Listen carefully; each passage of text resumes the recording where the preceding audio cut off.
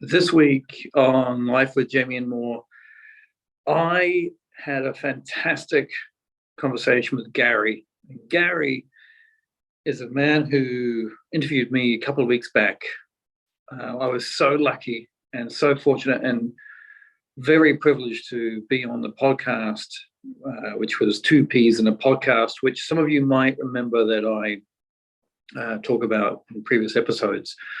Really influential to how I am today. Started really the whole process of me being able to work through some of the trauma and understand that I actually had trauma, and grief and other things along with it. So Garry came onto my podcast here, and we had a really, really good talk and really open talk as well. And I thank Garry for being so honest and open about his journey, his challenges as Christopher's dad. Christopher is his son. And you'll hear Garry talk about the love he has for his son, the immense love he has for his son. And I think it's just so awesome. So without any more, let's get into it. Good afternoon, Garry. Hello, Steve. How are you doing today? Good, thanks. Bit weary, to be honest. It's been a very wearying few days for various reasons, but I'm feeling okay, and I'm really delighted to join you. Thank you for the invitation. That's all right. I'm so honored to have you on the podcast here.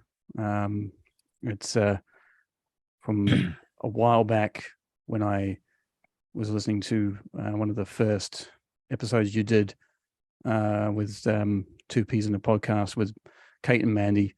I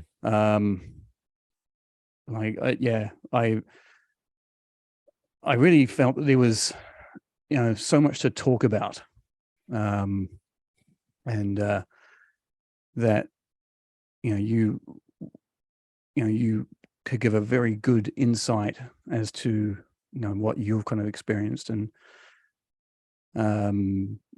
other dads out there to be able to maybe kind of relate to some of those, and perhaps pull some of them out of their lives, the challenges that they have with raising a child with disabilities or special needs or other needs. So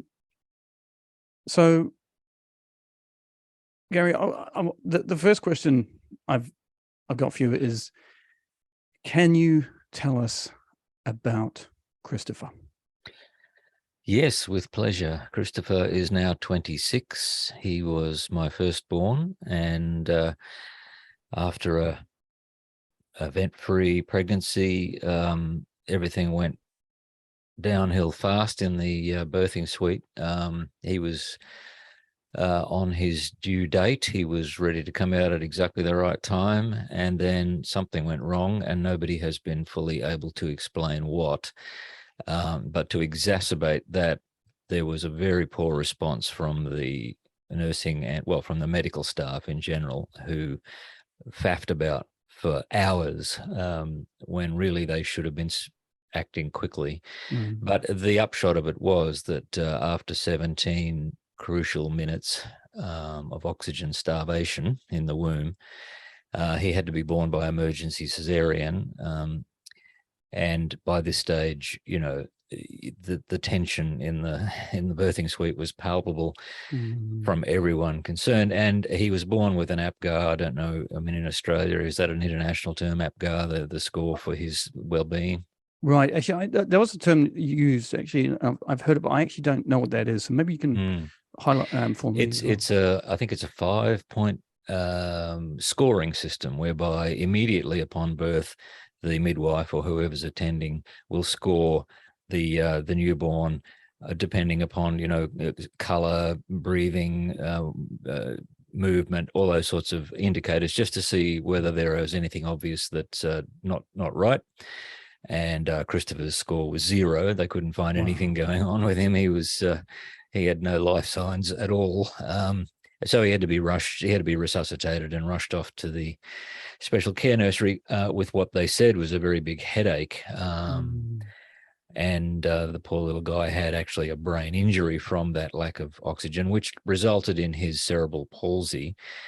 So, I mean, cerebral palsy, as you're probably well aware, is an umbrella term. It ranges from up one end of high tone or spasticity right down to the other end of low tone or fluctuating tone, and that's athetosis. And that's what he has. So he has fluctuating tone in all limbs. He's quadriplegic. He has no useful use of his hands, or he can't stand or walk, never has been able to. Fluctuating tone, which means muscles are constantly contracting and releasing, and particularly when he's stressed, which in that case has resulted in it making it very difficult for him to speak. So, you know, well, you're well aware that we control our speech with our breath and with our tongue and our, you know, our lips and our muscle movements in our face. And it's a very intricate process, speech. And because he knows what he wants to say, but his muscles are not really cooperating with his brain, speech is difficult for him. And that has been a major, and still is a major barrier for him. But the other side of it was, with athetosis, there was no intellectual impairment at all. Christopher's a very smart and very aware and alert man, and he has always been. And so that's him. He's happy. He's funny. He's incredibly, I guess the word brave comes to mind, resilient. I don't know. He just seems to be willing to have a go at anything. He seems to refuse to accept that cerebral palsy is a disability.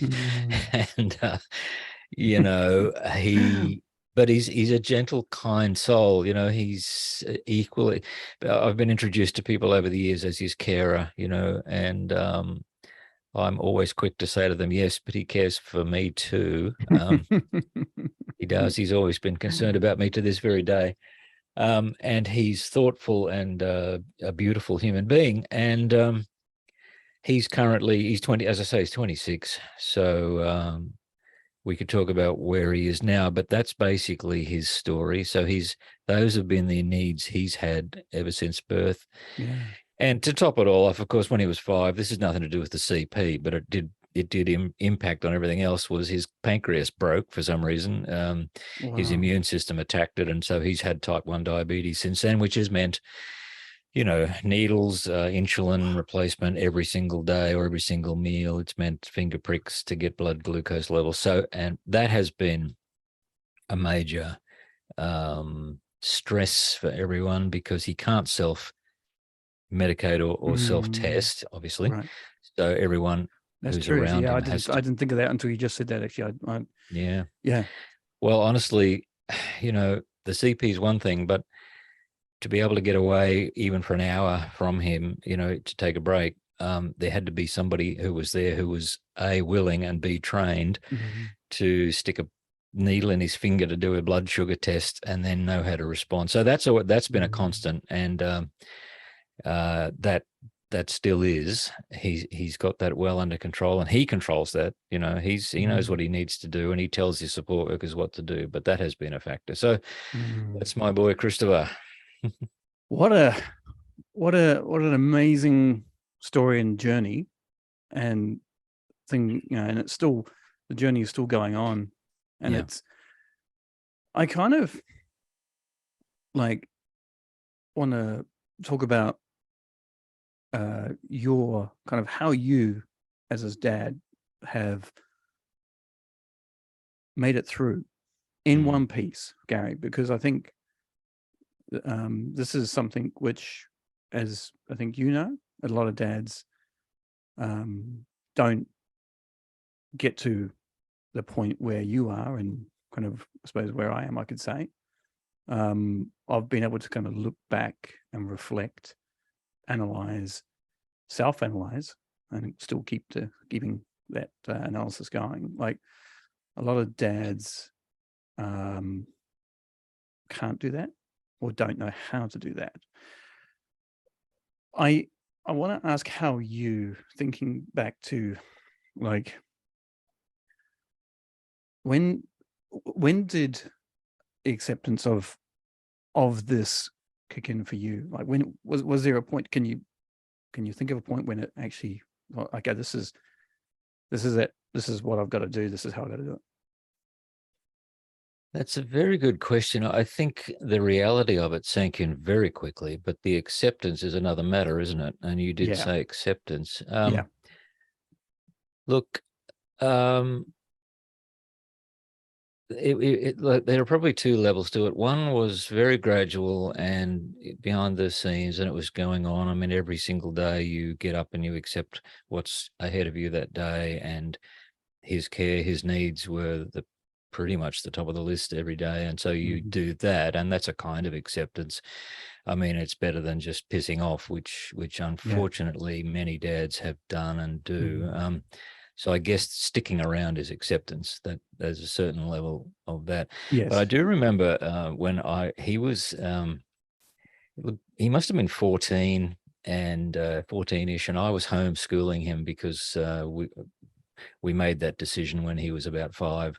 The schools weren't really going to give him a fair go, not through anybody's fault, but there was very little technology. There was very little awareness of what best to do for him, and he wouldn't have got a fair go. So I homeschooled, or I should say home tutored him. We had him enrolled in a school of distance education. I wasn't his teacher, I was his tutor. Right. But I went through with his work every day, all the way through till he was 18 or 17. But I was sitting next to him one day, and he was about 14. I knew how smart he was. I knew what he was capable of intellectually, but I couldn't picture a future for him, Steve. I could not. I just could, and it just hit me really, really quite hard one day that I could not imagine that he was ever going to be able to realize his full potential or be happy or enjoy a fulfilling life because of the physical limitations. And so I did hit a wall at that point, and I think whether this was acceptance or not is a good question. It was my attempt at acceptance anyway. So I used to keep a journal. Maybe it was the start. Maybe you would say it could have been the start of it, right? Because it initiated some kind of thought process. It was part of the process. There's no doubt. I had reached a point where I needed to either crash or crash through. There was something at that moment that I had to pull out of myself because it was no longer enough what I was doing, because if I couldn't see any point to this in terms of his future, I was exhausted. I was already tired, and the only thing that kept me going, as you and I know as dads, is the hope for our kids' future. And if I didn't have that, I didn't know what I would have. So I knew it was a bit of a crisis. And I used to keep a journal. I used to write in my diary every day. I did that for many years. Do you think that actually doing that journal, writing things down, do you think that ultimately has helped you? Because it kind of put it, me, like getting it out, getting it on paper. If I don't know whether you talked to people at the time, but like writing things down and actually reading back on it. I don't know if you read back on it or not, but like, I rarely read back on it because it's so boring to read, but I don't think the benefit for me was in being able to go back and read it, although I have done it. I guess I shouldn't quite say that, but yes, there was a benefit, no doubt. I felt like I had to speak about this to someone, and I couldn't really. You felt you didn't have anyone that. No, there was nobody. You can't. There's no. Look. Honestly, many times men just don't want to speak up, and I accept that, and that's probably partly their own decision. But on the other hand, when you have a child, especially when you're intimately engaged in the raising of a child with disabilities, it is harder to find someone to actually talk to who knows what you're talking about or who gets it. And that's, I do envy, this is a generalization, but women do seem to be better at finding their tribe and finding others and talking these things out and having a laugh and a cry than men do. And I look, there are so few men who were doing what I was doing, so few dads that they were hard to come by anyway. And so I didn't talk to anyone, and therefore, and I didn't speak to my wife much about it. So you kept a lot of it in. Yes, Mm. I mean, you get to a point where you feel like, I mean, she knew what was happening, but I don't feel like I could tell her really what my problem was.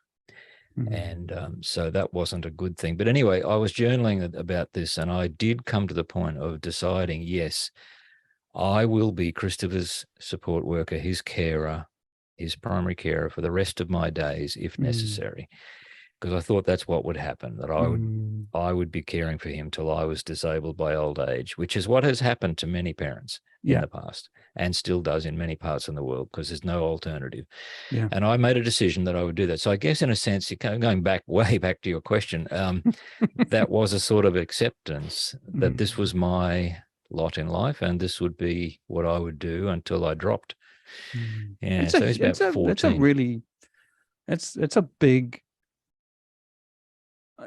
kind of thing to digest, I think, isn't it? Because I suppose the reason I'm saying that is because I haven't looked that far ahead. I haven't been able to. Either I don't know if I want to look that far ahead, or I am just so. I'm focused on to right now, because what I can do right now is I can be best to who I can be right now, and if I can get through what I'm getting through right now, and try and be the dad that I'd like to be, that will then path a way that will find its way in the future. But I do think so many dads, and I know dads who are the future is just filled with a huge amount of unknowns, a huge amount of uncertainty. And I find myself, when I do think about the future, I become very anxious. I become anxious. I'm not going to lie about it. I can feel myself now getting a little bit kind of tensed about it, because it's like I can't control that. What I can do is try and put into place kind of things now that will have get better results, or good help Jamie in the long term. But it's very hard. It's a very hard thing to. It is, but it's very wise, and I think you're probably better than I was at the time in doing that, because I perhaps was focused too much on what was going to become of him or what wasn't, rather than simply being in the moment. And that was probably something that would have been better had I done that. Yeah. Did you ever kind of blame yourself for like how it's all played out? Did you ever think? Yeah. Oh yeah. I mean, I blamed myself for not speaking up in the birthing suite. I could see what was going on. I could see there was, and when you're a dad in the birthing suite, you're not really consulted about much. You're supposed to be there to hold her hand, and that's it.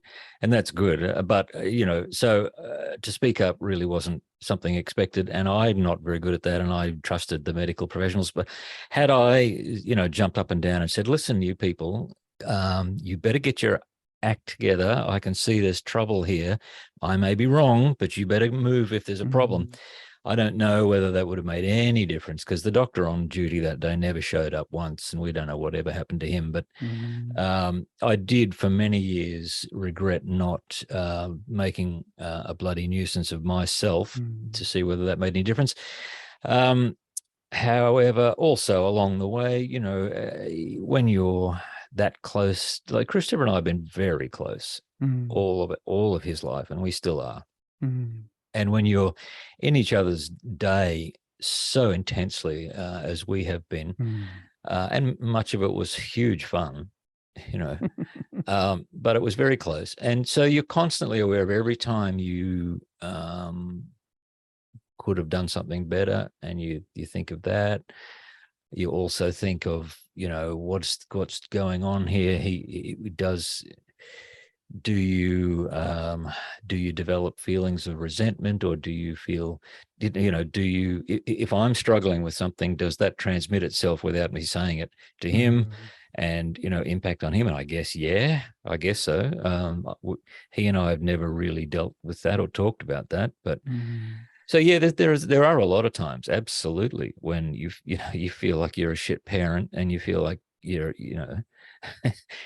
why Kind of am feel I like doing you're, this? Somebody should be, hey? I was going to say the feeling that you're not enough. Basically, you're not enough. Absolutely not enough. Absolutely never enough. And what do you do about that? Well, it's true for all of us. So I suppose there's a point there where there's acceptance too, that you're doing the best you can, and even if you're making some fundamental mistakes, then what else? What's the alternative? So yes, indeed, there's a question of whether or not it's blame or whether or not it's just a self-awareness of your own failings. That's quite a healthy thing, I suppose. So there were both of those things, but yeah. It's like you said a phrase there, like, could have done better. We kind of often feel that we could have done better. And that's a kind of a lot of that kind of, and there are times in my days and where I, how I react to situations, I hindsight, I kind of look back there, I could have done better with that. Could have just been better. Could have reacted better. Could have been better to myself. Which would have actually got a better reaction from Jamie, or even other people around me, even. So, but I mean, that is generally being a parent too. It is, I mean, absolutely. every parent who's got any sense of self-awareness and a conscience is going to have that struggle all the time. It's just that there are moments where it becomes really quite intense, and it's nobody's fault, and you can't control it. When there's a disability involved, it just kind of sharpens the point on things, doesn't it? And that's the difference, I guess. Yeah, that's for real. That's for sure. What has been a pivotal point in your journey so far with Christopher? Well, that one that I mentioned, where I made the decision that yes, this is what I will do till the day I drop. That was a pivotal moment for me. Another one was I can think of three actually. Another one was he was, I suppose, 15. It was not long after that moment, actually. There was I was invited into an internet group, a closed Facebook group, a private group of parents of children with cerebral palsy. And suddenly I was talking to people who did get it, and they were all mums. I was the only dad there, about 100 mums or something. But that was a critical change for me, because I suddenly was able to say things to someone else and they understood, and they were incredibly kind and nurturing and funny and lovely and real people. And Mandy is one of those who was in that group. That's how I met Mandy. That was a pivotal moment for me, finding a place where I could say some things, not everything, but a lot of things. And also to reflect on myself as a dad, because it was interesting. Every conversation with mums is one side of a story, and then I would it would like a mirror. I could look at myself in the mirror and see things about myself as a dad. So that was pivotal. And there was a third one. When 2013. So how old was Christopher in 2013? Goodness, I can't remember. But anyway, in 2013, iOS 8 came out. The Apple's operating system number 8 came out. And with that came switch control. Now, Apple have always, I'll shout Apple's name anytime I get a chance. I don't get paid to do this. And some people don't like Apple. Well, that's fine. I think people have, exactly. Absolutely. I'm a fan of the. Well, people look. People should have a choice. I think it's great. Yeah. But anyone who has any issue of disability in their life or family really needs to know that Apple have led the way on accessibility in their devices, and they are streets ahead of everyone else. Way back to voice control, when voice control, when they made it possible to control a Mac for blind people using again, the computer would talk to you instead of requiring you to see it. But ever since then, every single year they've developed it. And then they brought out switch control in 2013 on iOS. And suddenly a world opened up for Christopher that I had not seen coming. And it has continued to open up further and further every year since. So that's nearly 10 years ago now. Yeah. And what it meant was this quadriplegic boy, teenager, who was smart enough and who loved his tech and loved his devices could now do on a phone whatever you or I could do with our hands. Yeah, that's awesome. Isn't that incredible to think about? And nowadays it's even more so. He doesn't even need to use a switch. He can use his face, and his eye movements and so on. Now, that was a pivotal moment, and that has led to every amazing thing since, including flying drones and becoming a video editor and running a business and working for Apple, and all kinds of things have been made possible because of switch control. So the technology there really did utterly revolutionize our lives. Yeah. I was actually, before we started this, I was actually just on YouTube and just actually looking again, because I previously looked at some of the YouTube videos that Christopher put up there. And, yes. And I just saw a video of you acting in one of his movies there. Yes. And I think it was about 5 years ago, I think it was. But was that the Joker? That was the Joker, yeah. That was the Joker. Yeah. Yes. And you got some good acting skills there, Garry. I like it. He used to rope me into all kinds of wearing silly costumes and doing dopey things, and it was a hoot. It's a lot of fun. And I think like what it was is you, like, what I can see is that you, as a dad, is you would just so into it, so human, like, in a way. You were just like, this is what I'm going to do. This is like, I'm going to be human to myself, which means I'm going to be human to Christopher. And I'm going to help him immensely with what he's doing here. And the, shyness or embarrassment, all that kind of stuff, takes the back seat in a way, and I think, and I'm interested to hear your point of view on this, because I think that we've spoken about this previously when I was interviewed, about how, we have this kind of, we feel that we can't be ourselves, we can't be human to ourselves with, and then how we react and how we want to be, how we feel that we should be, or I don't know. But it's a lot of it is down to the toxic, I believe, kind of the toxic masculinity that we have. Masculinity is fine; that's not an issue. It's the toxic side of it, and I think, like, trying to, it's to me, it kind of seems like you, in a way, I don't know, tapped into that. It seems like you're, I don't know, am I right or wrong about that? You're kind of very comfortable with who you are, Garry, as a dad.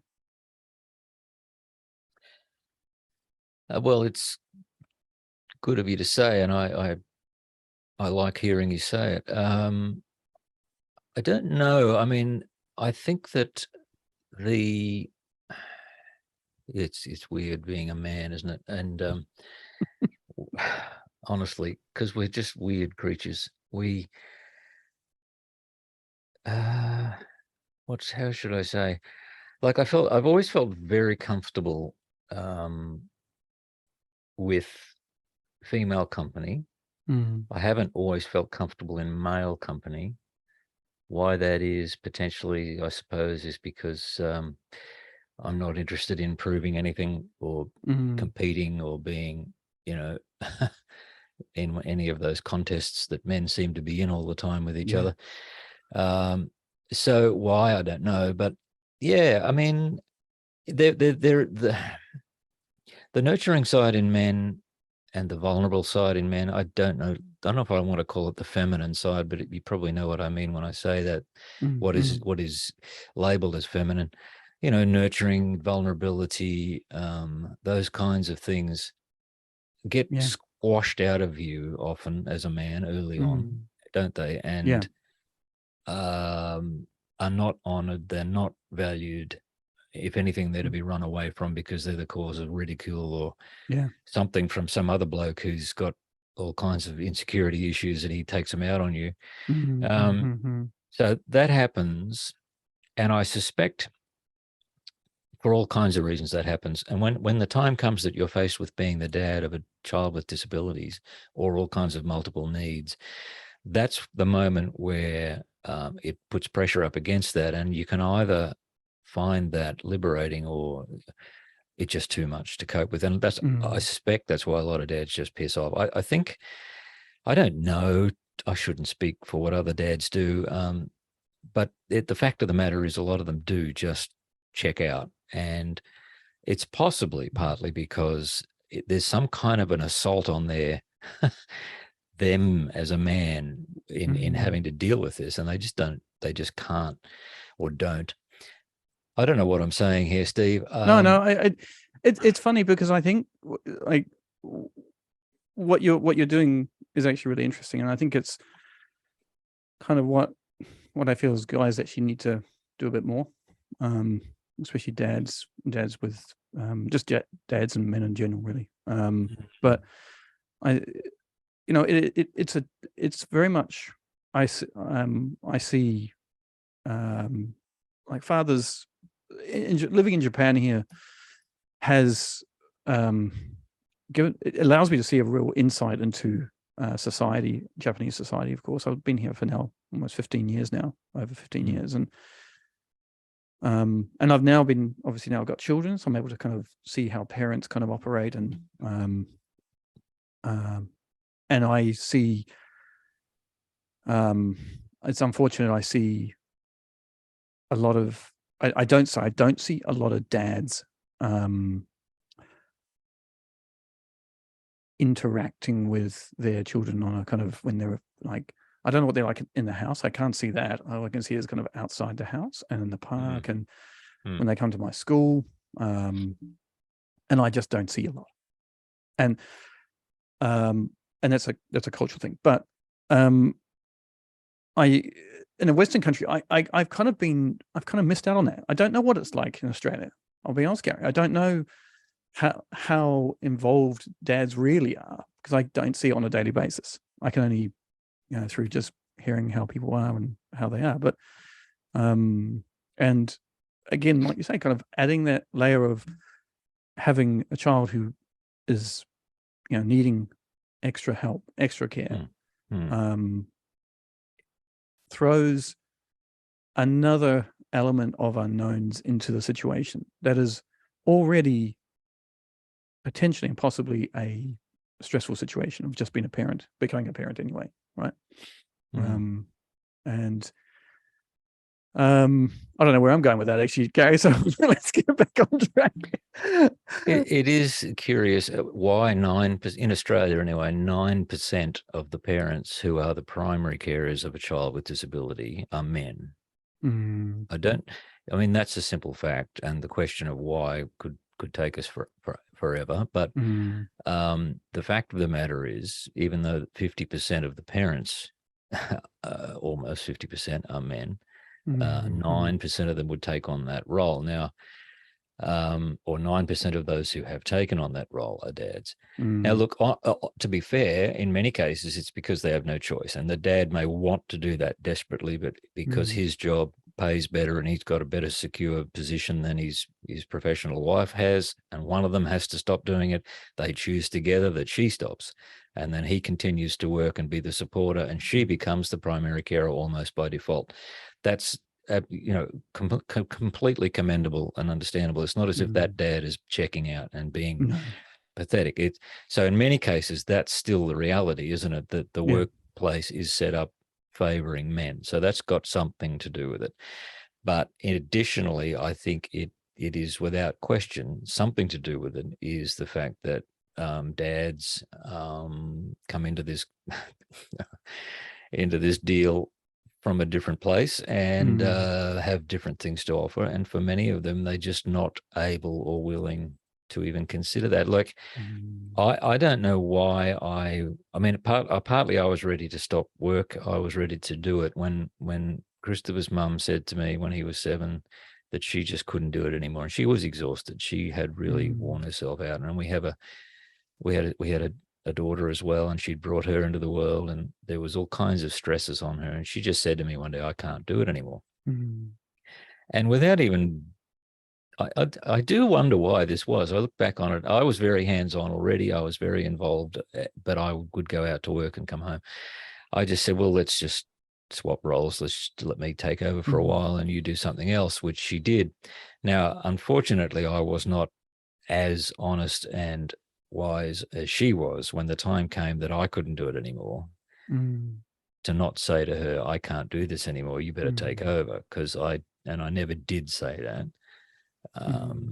Why not? Why didn't you say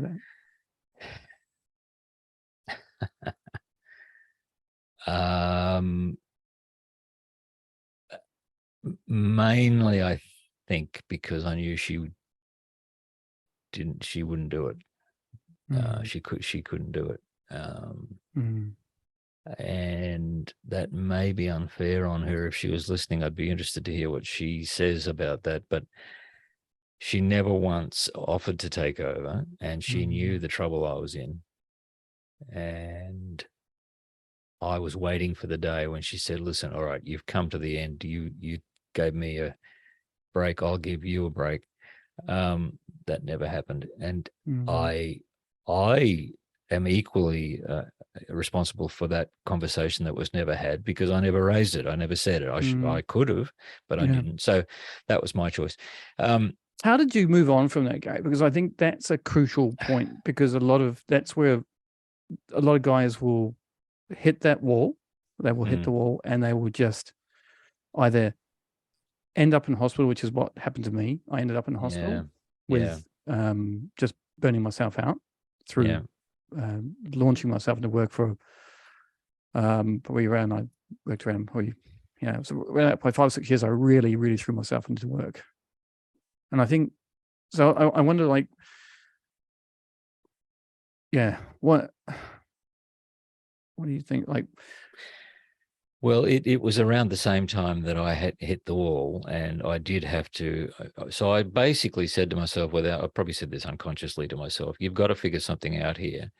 There's no way out. You're not getting a bail out here. So you better figure out. And that's where when I made that decision, all right, yes, I will do this for the rest of my days, whatever, which is not as grim as it sounds. I mean, it was pretty serious, but I wasn't. But I'm sorry to hear it put you in hospital. It didn't put me in hospital, but it did put me in front of a counselor, and that was a big help. I needed that at the time, and that did help, because this counselor was able to help me see what was going on. And I found it hard doing that, actually, Garry. I'm going to just jump in there, because I found that kind of hard for me to. This is back now in 2019 now. I found that hard. Everyone was going to a counselor. Going to a counselor. I found that actually the concept of talking to someone who I didn't know. I found that extremely nerve-wracking. I felt that I wasn't gonna. It was not going to help me. It was not going to change anything. It was not going to. I felt there was like, and so I would just keep putting it off and off and off. And I haven't really kind of spoken a lot about this, and so I will down the line as well. But you obviously maybe had a different feeling. You were like, okay, I'm gonna. I don't know if it was easy or not, but how did you? Oh, it was desperation, Steve. I wouldn't go to a counselor unless I had to either. But honestly, I had to. I was shot. And so, and as soon as I felt like I wasn't getting anything more out of it, I stopped. I don't like going to counselors any more than anyone, but there was no question that, I mean, it's not like having teeth pulled. It wasn't quite that unpleasant, but you have to really believe that what you're doing and paying for is going to be worth it. Otherwise, why would you? But it was actually quite liberating. The first, few months of doing that, I was suddenly seeing myself from a perspective that I hadn't seen before, and that was helpful. And it also was very affirming and encouraging to hear her perspectives. She basically, like, I thought I was struggling with depression, but neither she nor my GP ever used the word depression. They both talked about exhaustion and running out of juice, and therefore the problem was not one of depression. It was one of needing to find ways to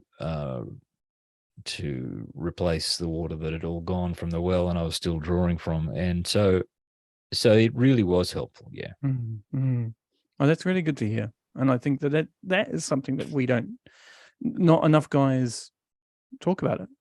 And even kind of really recently, I probably before I started doing the podcast, is I would not really, I would kind of not hide the fact, but I wouldn't really talk about myself that I was actually seeing a counselor or therapist, or is because I felt that was just making me seem like I didn't have my shit together, and I still don't have my shit together. But also, it was making me.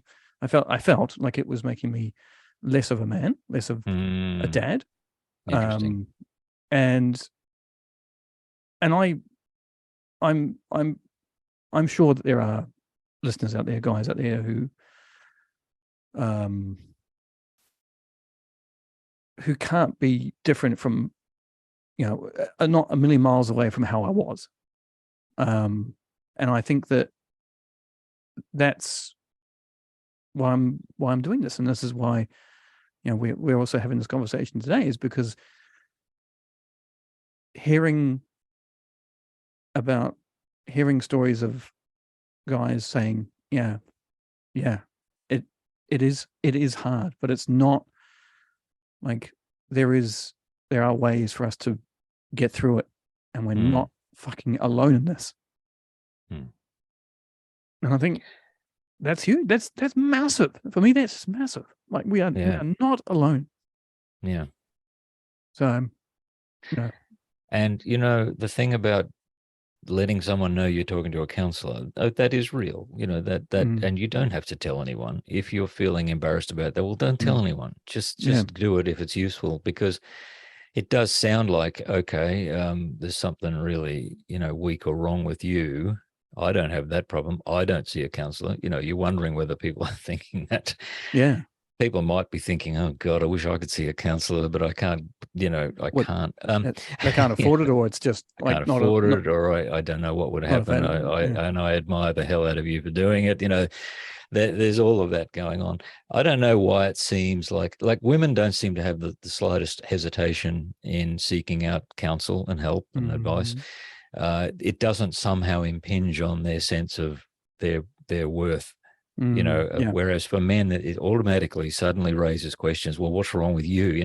How come you need a counselor? None of these other blokes need counselors. What's wrong with you? Which is crazy talk, really. Honestly, it's ridiculous. Just stupid.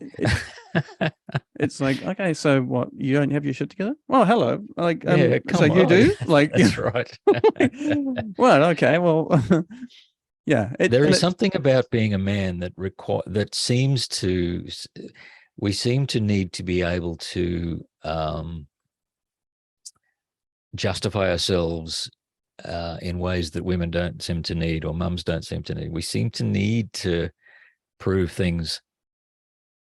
I mean, I think all of us like to prove things, but we need to. And there's something within us that is a need. And if we can't prove what we thought we could prove, then that's a crisis, and it becomes a catastrophe, and it leads to all and then we don't know how to deal with it, and we're not set up to deal with it, so it can escalate, and that's often what happens. Yeah, that's right. And it can, it can turn into various forms, and I mean, it is just never.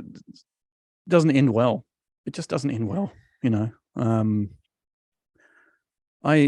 I remember actually, and we'll move on from this in just a sec, but I remember my first counseling session. My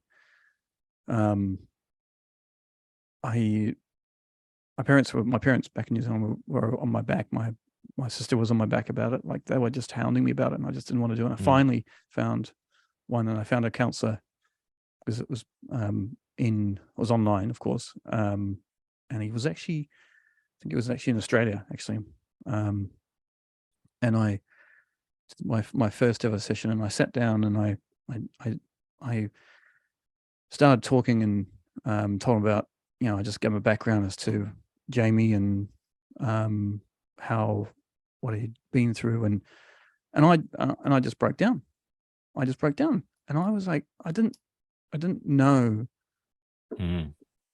why I had broken down. I didn't why I was just crying and sobbing away, and I was just like, I don't.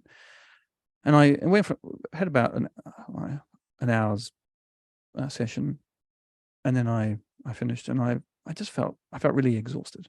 I felt emotionally and physically really tired. And for a couple of days after, I felt I felt really physically tired and exhausted from getting all this out, from talking it all out. It was all in there. But what was really interesting for me is that after doing that, I was like, that guy is not a good counselor, because I was like, no, like, you know, because I just felt like I hadn't walked away and gone, fuck, I feel a lot better now, like, which is what I thought what was gonna happen. Yeah. Right. I thought, well, that's just like one session, and I just feel exhausted for 2 days, and I don't feel any better. I really don't feel any better. I had I had expectations of what it was going to be like, right? And I wish someone just I wish someone had said to me, like, listen, the shit doesn't happen overnight, man. Like, you know, you got to, and just give it time. And I didn't, and I stopped for about, didn't do anything for about a month or 2 months or something like that. And then I found another counselor, because I thought the guy was just useless. I was just like, nah, he's probably, to be honest, he was probably the best one I've ever had, because he just was like, he just got it out straight away. And all that. But anyway, so, you know, just again, telling stories, because I think guys will hear them and be like, okay, like that's what happened to him. So maybe that, you know, that's kind of what happened to me. That makes it means that it becomes normal, and it's not, or typical, whatever that is. Like, it just means that we are able to feel like we're not alone. We are not on that road alone.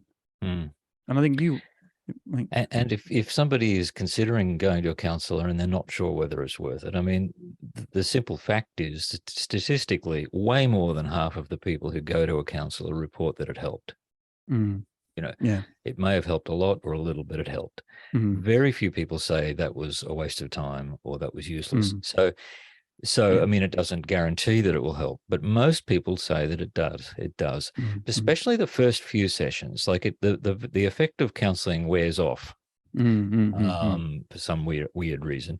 But the first few sessions, first half a dozen sessions, you've probably got the majority of the benefit out of it, and most people say it helps. So it is worth giving it a shot. And as you did, trying different counselors if you don't feel like it's helping. Yeah, that is very, very important. Yeah.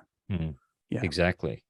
Because the person of the counselor is more than half of the effect as well. So their skills, their education, their techniques, these things, this has been proven statistically, those things make up about 30% of the effectiveness. 70% of it is the person.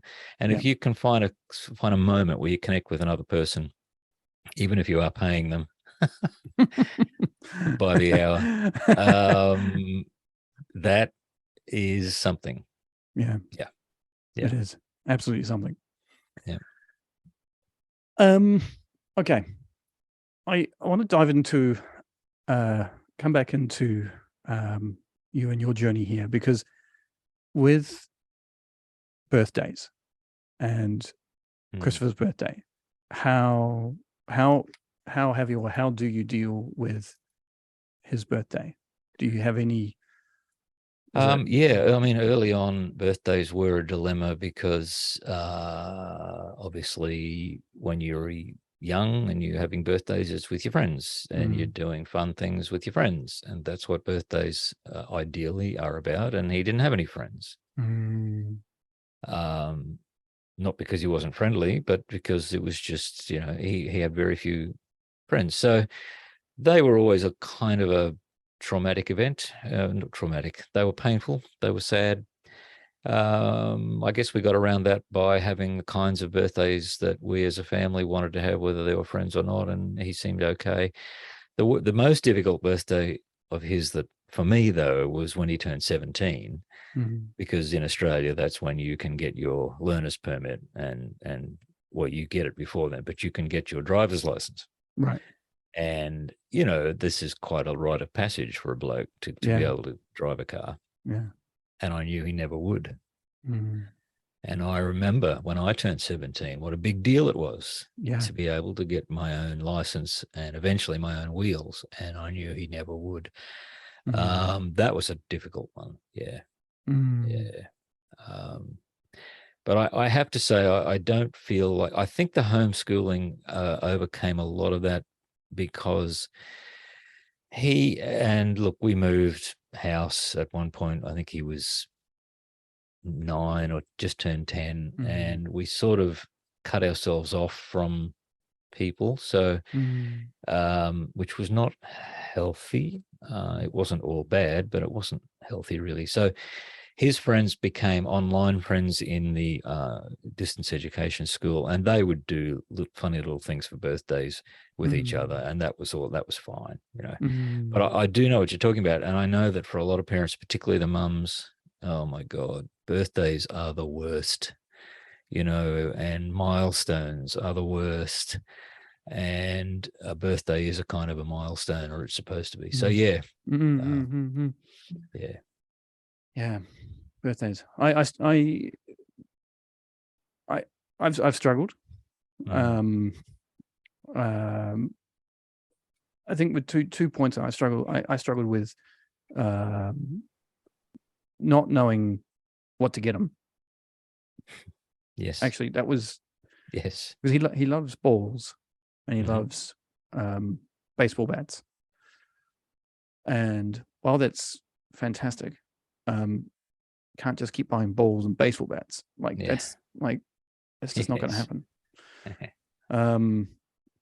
So that is kind of one of the challenges that I have, because I'm like, okay, here comes it's the same with Christmas really, because okay, so what do I get him? And I find it really frustrating, because I think that comes back onto me, because again, it's like, I feel like I'm putting that pressure on me, as to, I got to find something for him, and find something that he's going to connect with and he's going to enjoy. Right.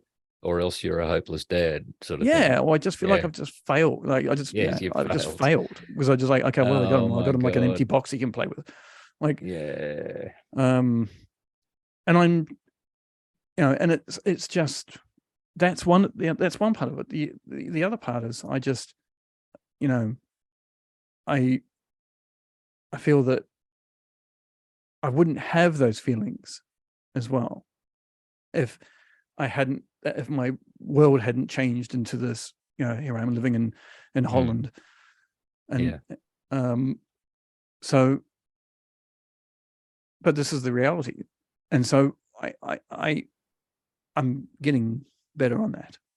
I'm understanding myself a bit more, and just giving myself a okay, you know what? Don't try not to put that pressure on yourself to find the right thing. And also to be aware that these things are periodic. Like once the birthday's passed, that pressure's gone. Like these things, like, gone. Yeah, it's over. So these things do tend to come, anniversaries, milestones, birthdays, they do come, and you can't help it, but they do pass, and they they put pressure on, no question Mhm. about it, and I don't want to diminish it, but Mhm. be aware that, don't be surprised if Mm. that's what happens at a birthday, and it's okay. Yeah. That's okay. Mm. That's exactly right. Yeah.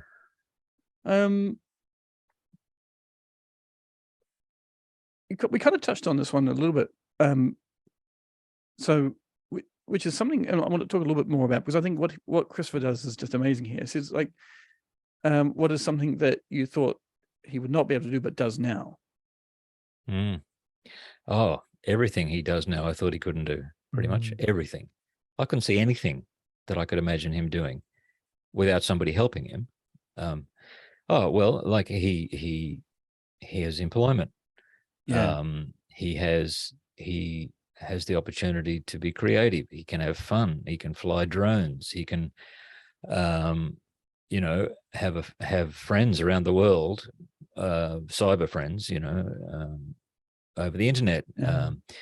He can feel affirmed and appreciated because of the contribution he's making, and people keep constantly, he's able to change their lives, Yeah. So all of that stuff, which is the kind of basic things you would hope your child can eventually experience when they grow. Those things I didn't think he'd be able to, because he just simply couldn't. People couldn't understand him when he talked. He couldn't touch a computer. He couldn't drive a car. He couldn't do anything of that, and so I couldn't see those things happening. But yeah, they're all happening now. And of course, in Australia we have the NDIS, which only came into being about 5 years ago. Before that existed, honestly, poverty was the rule of the game for people with disability. Everything cost more. Very few opportunities were there. Very few supports were there that actually helped.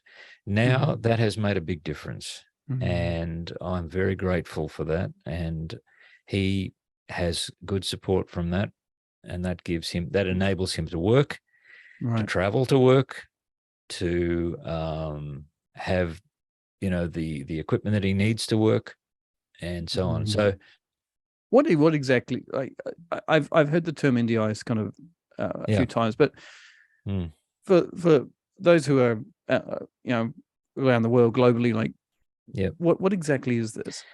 It's an amazing setup. NDIS stands for National Disability Insurance Scheme.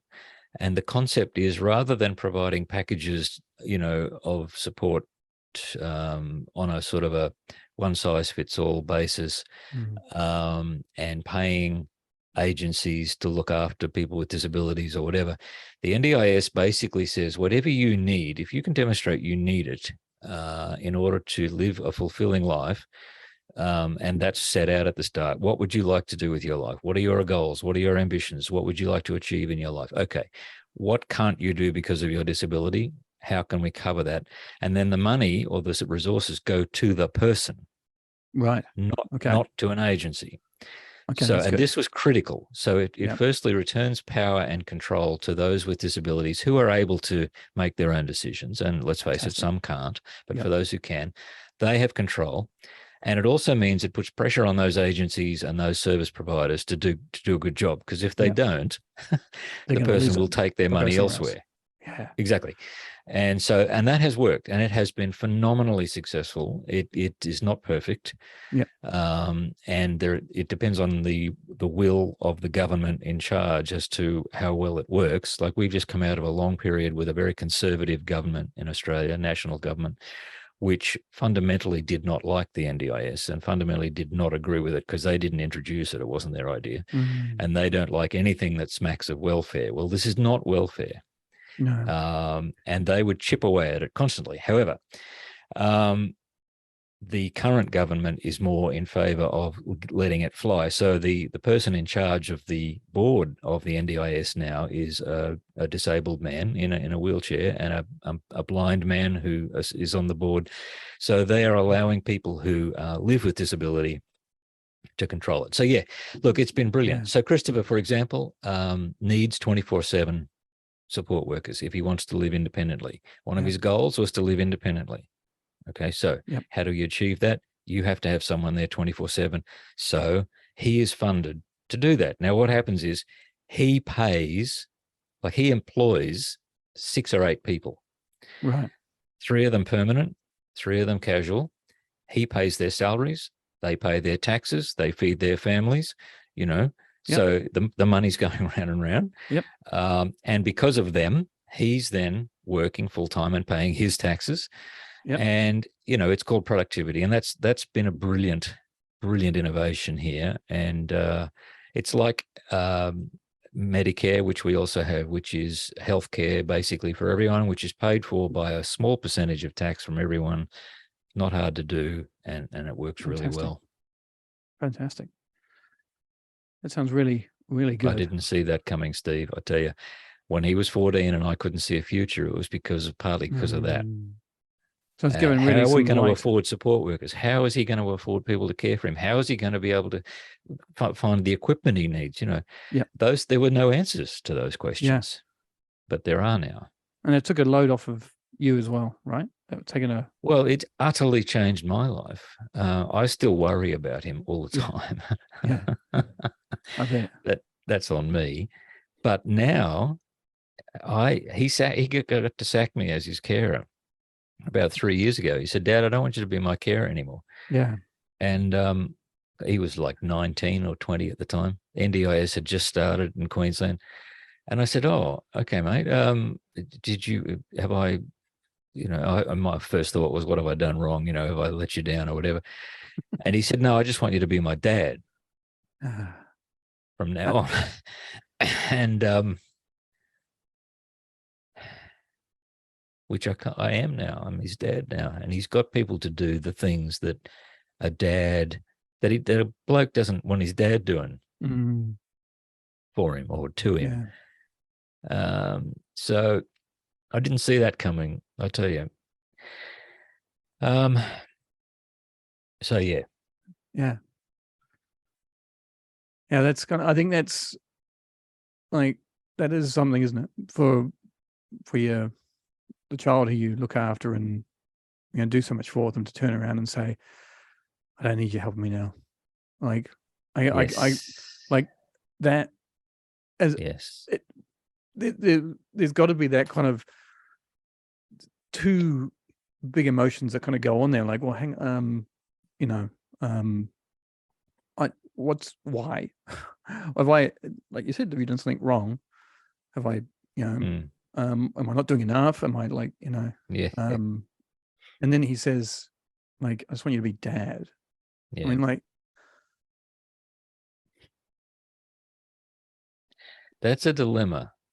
That is a real dilemma. And I found it surprised me that I was able to not have to do that anymore, because it's true, isn't it? If you're caring for someone, who wants to be cared for? Who wants to be needy all the time? Nobody. You know, the fact of the matter is you do need it, so you go ahead, but nobody wants to need people. So that does create all kinds of dynamics that I think it's best to be aware of, because for parents with kids or for partners who are caring for a disabled partner or a disabled parent, be aware of the dynamic there, because it creates this really potentially difficult and painful situation where one needs the other. And that's really half the challenge is being healthy about that part of it. Finding a way to do that, because you have to. I mean, people, we do need each other. We like to think we don't, but how from that point onwards, I mean, you must have felt like things changed dramatically for you. How did you I guess you're like, what do I do now? Because I'm like, I'm taught to be hands off, whereas I was all hands on, and now I'm like, that would have been a big You've transition. touched on something there, Steve, and I'm still trying to figure that one out. I mean, it was all these, they call it the empty nest syndrome, where parents find that their kids they don't need them anymore and they've gone off. And of course, on the one hand, they're delighted about that. On the other hand, they're fraught. They're bereft. They're grieving. So there's both of those too. I'm suddenly free to not have to do that and to relate to him as my son rather than my caree. And that's brilliant. But on the other hand, yes, it has left me a bit all at sea. I'm still trying to figure out what to do with myself for the rest of my life. I really don't. I don't know. I still haven't figured that out yet. You know what? Volunteer. I do actually things, think but that's good, actually, Gary. why is that? I do actually think that's good that you are just, going along and you just going where the breeze takes you.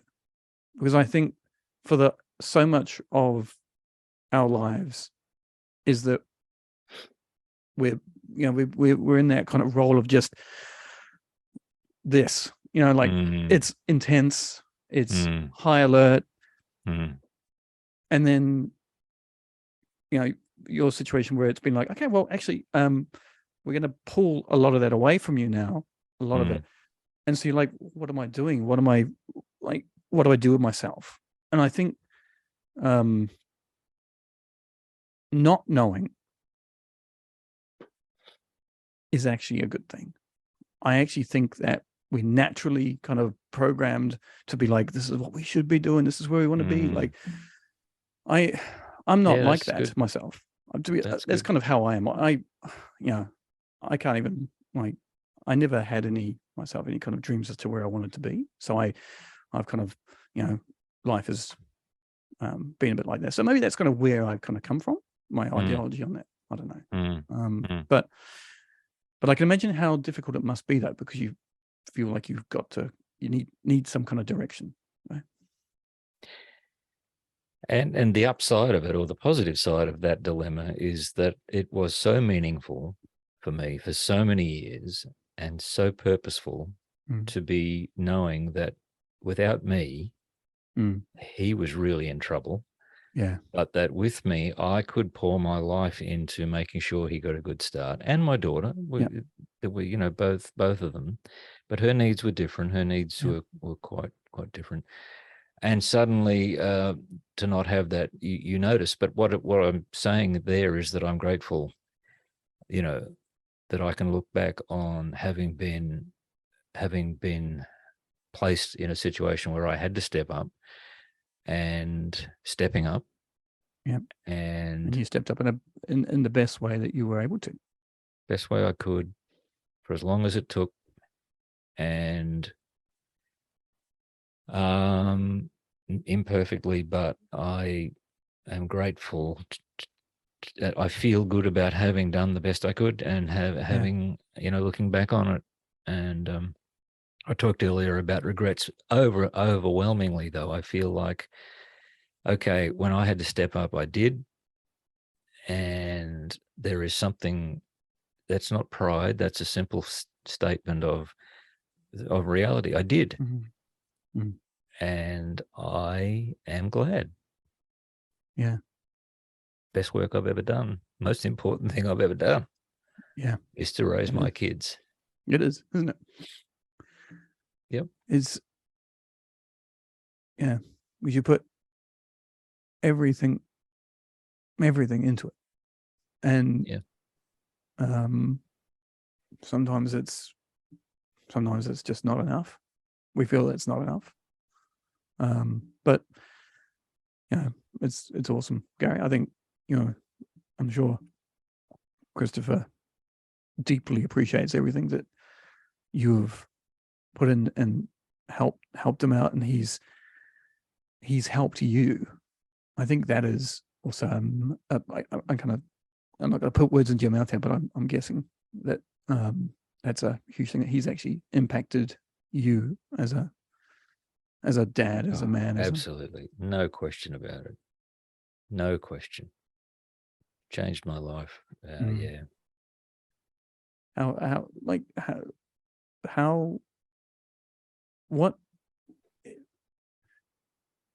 would you, it's a really kind of, it's a pretty big question, but how would you describe how you were before Christopher arrived to how once he arrived? Like how did you change as a human, kind of, and as a dad? I don't think I was a different person, but I do think I didn't have a purpose that was as important before that, or I wasn't needed as much, and there were not things calling things out of me that can only be called out of you by a difficult circumstance or a challenge or something. So yeah, I mean, in that sense, it gave to me the things that it gave me purpose. It gave me purpose. Purpose. Yeah. A purpose that I felt I was the only one who could do it at the time, and I was willing to do it, and there were things that I could bring to it. And even though I didn't do it as well as I could and never would have, it did pull those things out of me. So in that sense, it was, the signal honor of my life, really. And It's lovely. Yes, yeah, it's so nice to hear. It's so nice to hear. Yeah, purpose. I think that's, kind of giving you purpose.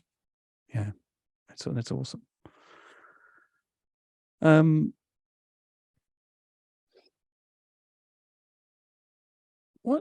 Let's kind of change it a little bit here, and I want to talk about Christopher and kind of what does he love? Like, really, what does he love? Well, he's a geek for a start. He loves any technology, and that's a good thing because technology and he is so intertwined. Obviously, people with special needs or additional needs may or may not, but for many of them, technology is a huge part of their lives. So he loves that. He loves being. He loves his family. He loves having a laugh. He's very good. He's very funny. And I think he loves having a purpose too, because I've watched him blossom in being asked, as soon as he started putting these videos up there on YouTube about what he was doing with the tech, and people were starting to come to him and ask for advice or ask for assistance.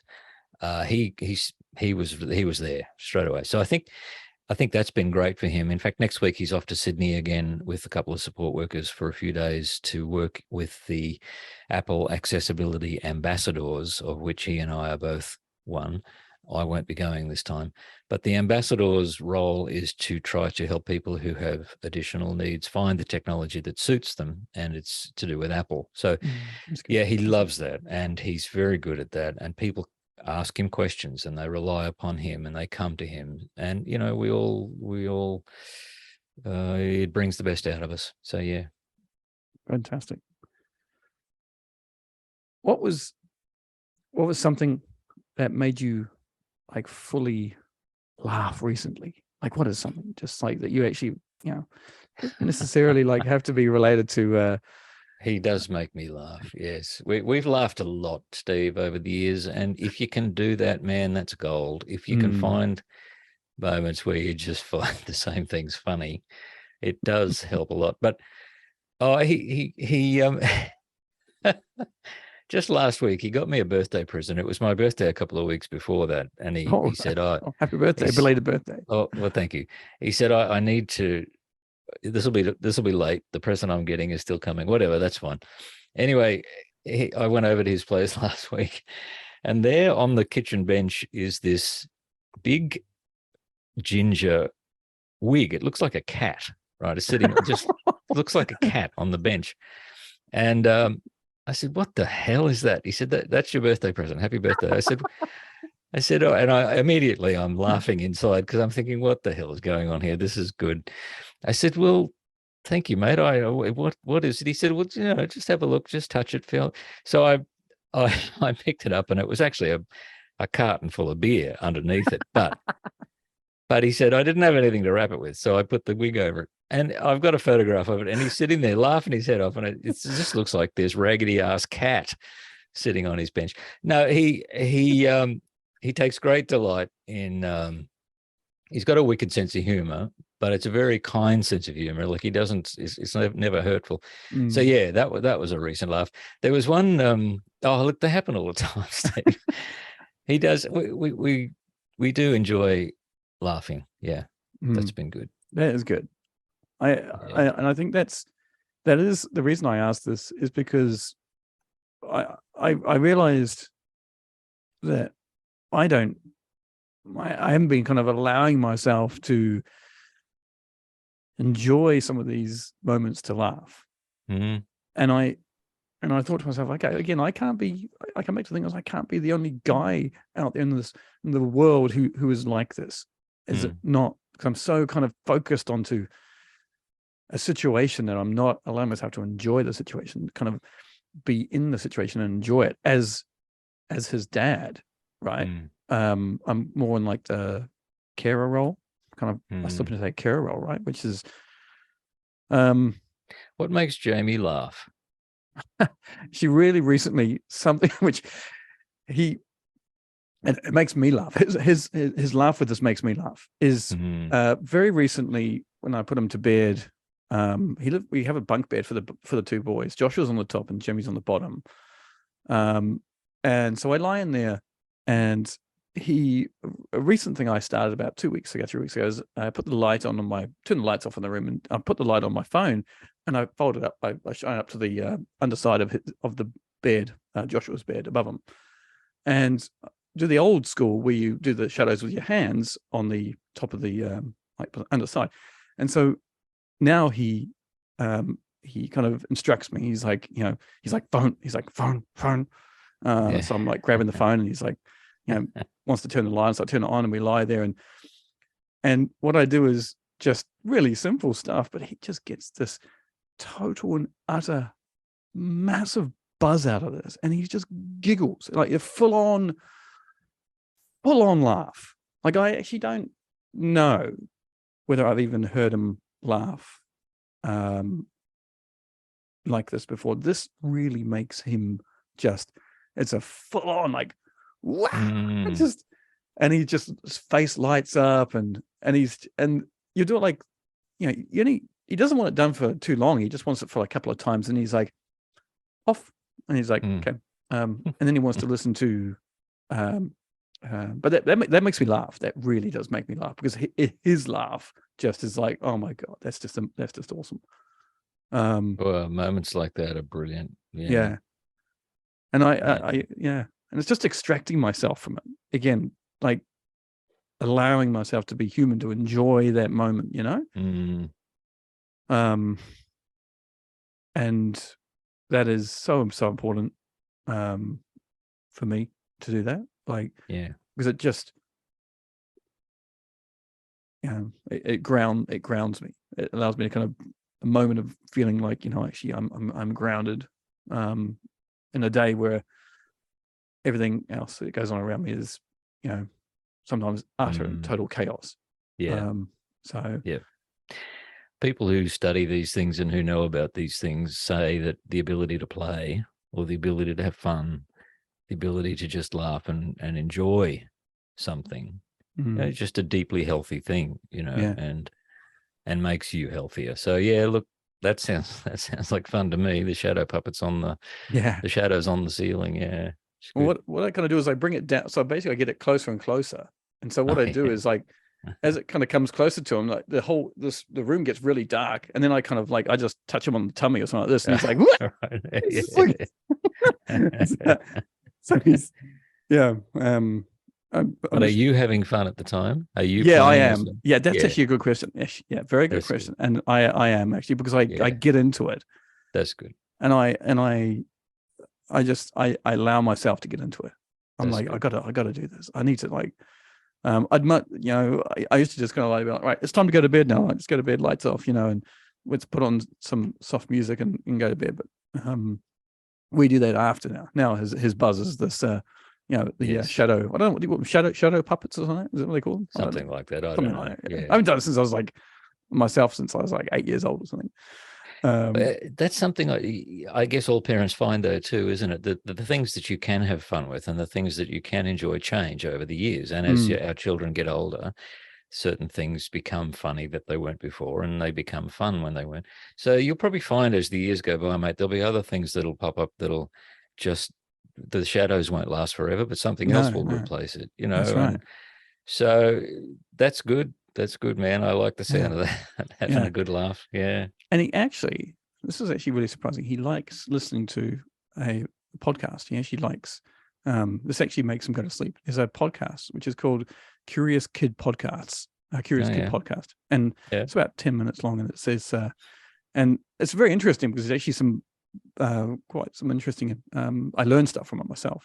Yeah. And so he actually loves it. He's like, and there's a phrase that they say in their intro or something, and he's like, he says mailbag like this. The guy says mailbag, and Jimmy's like mailbag like this. So it's great, and trying to really just enjoy those great moments. Yeah. What would you say are 4 words that sum up your life as Christopher's dad? That's putting a lot of pressure on 4 words, isn't it? But I'll give it a go. That's a worthwhile exercise. 4 words. The first one that comes to mind is love. I think love. He's taught me how to love, or he's taught me a lot about love. Not only the love that he has for me, but he's brought love out of me. And there's no question that love has been and still is, the most important word I could think of. Another word that probably doesn't sound like it goes with that, but I think it always does, is sadness. I think there's been a lot of sadness for me over the years, some more for him now than there used to be. But for me, sadness, not for myself. And I mean that. I mean, there's been a debate about whether or not parents of children with disabilities should talk about having grief. How dare you call it grief? What have you lost?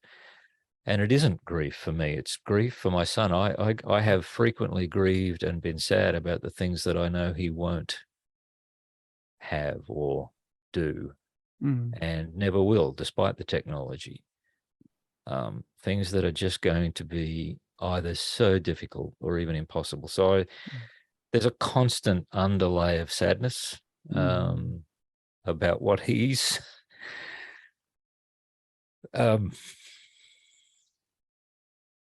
missed out on and misses out on. But because that isn't the whole story, and it most certainly isn't, it's an underlay. It's not the story. There's so much else. I think to me, the question about, like, there is in the literature, in counseling literature and in medical literature, a term called chronic sorrow. It's sometimes called living grief. Yeah. And it came from the observations of a doctor who was working with parents of children who were institutionalized with, I can't remember what the disability was now, but it was something. And this doctor was observing these mostly mothers, and he came to the conclusion that there was a certain sorrow in them all the time, and so therefore it was chronic. It was lifelong sorrow. And it's been studied since then, and it's become applied to anyone who's in the presence of somebody like a partner who's got Alzheimer's, or a parent who is really struggling with ill health and you're caring for them, or a parent who's caring for a child and so on who's very ill or has disabilities. There is an underlying ongoing sorrow or sense of loss. And it's not a sense of loss for yourself. It can be, but it's a sense of loss for the person you love. You're constantly reminded of what they've lost. So there is that. So anyway, I don't for a moment say that I I'm sad Christopher was born, or I'm sad because of him. I'm sad because of what I perceive he has lost. But the two are jammed up hard against each other. The joy of him, the joy of being his dad, and the sadness of what that means are joined together. And there's just no way to have one without the other. They both are there. So there's love, there's sadness. The third word I have talked about is purpose. It really did bring purpose to my life that I didn't have in any other way. And I feel like that purpose has defined me in many ways.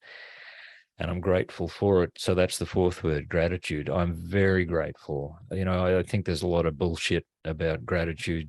I think you can't force it. You can't pretend to be grateful. Yeah. You can, I suppose. Well, I shouldn't say you can't. You can.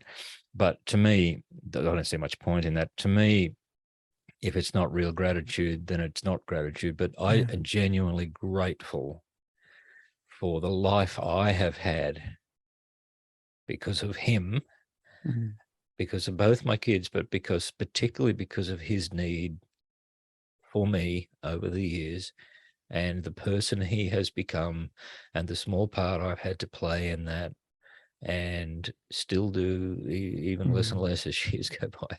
I'm so grateful for that, Steve. If I have to die tomorrow, I won't be able to say, well, I'm not thankful for anything. Yeah. Because I am thankful for that. Yeah. It's lovely. It's lovely. I think it's really nice to hear how open and how honest and how truthful you are, Garry, because I think that is so important in for dads, because of, as we kind of talked about, like, there's a lot of kind of reasons why we choose not to, or don't want to, or don't know how to. I think it's don't know how to talk about these things and be real to ourselves about it. And that was for me anyway, to be kind of real to myself. It is, we I kind of live in a world where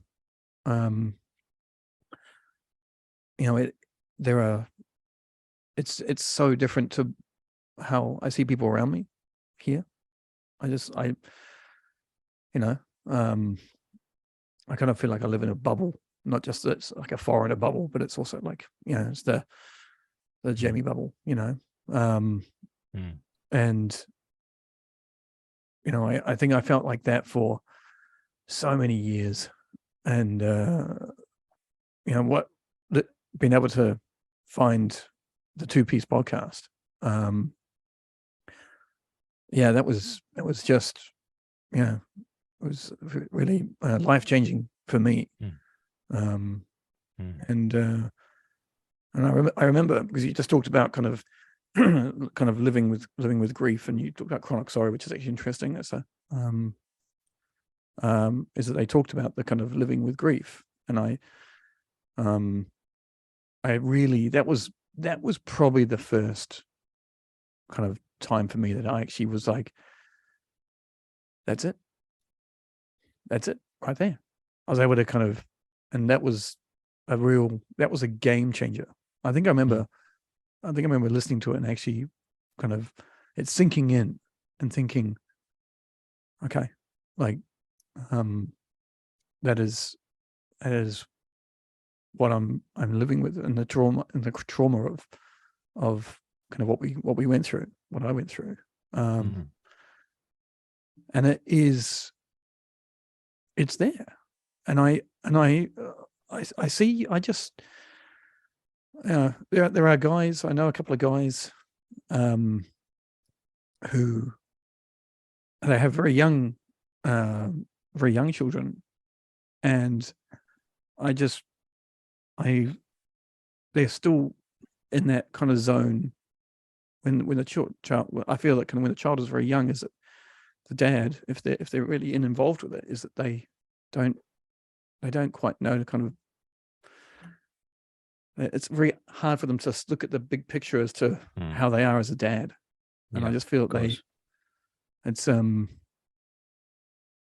suppose I kind of want to help those guys be able to allow themselves to be like, not going for 11 years, which is what I did. And if these guys are listening, or mums that are listening, that played in the car, whether dad's in the car, whatever, like, but yeah, I just feel that it's tough. I keep saying tough. It is tough because it seems to be a word that summarizes for me how it is as a dad, as Jimmy's dad. And everyone has their troubles. Everyone has their stories. And I'm so mindful about not comparing how difficult people's journeys are, because that is not what this is about. This is about hearing and empathizing and understanding. Empathizing first and understanding second. That's really, really so important. And, good on you for what you're doing, because it's probably, shall I say, therapeutic or helpful to you to be having these conversations, which means it's good for Jamie and it's good for your wife and Joshua, and for you. But B, it is the place where perhaps we can hear these conversations where we could hear them nowhere else. There's just nowhere else to hear this kind of conversation. So if you're a dad and you're listening, or you're a mum, thank you for listening, and thank you for letting us have this conversation, because it's been good for me also. And I think, Steve, I wish you well with the podcast. I wish you well with your dadness and your masculinity. Yep. And thanks for inviting me. Garry, it's been an honor. I appreciate it immensely. Thank you so much. Cheers, Steve.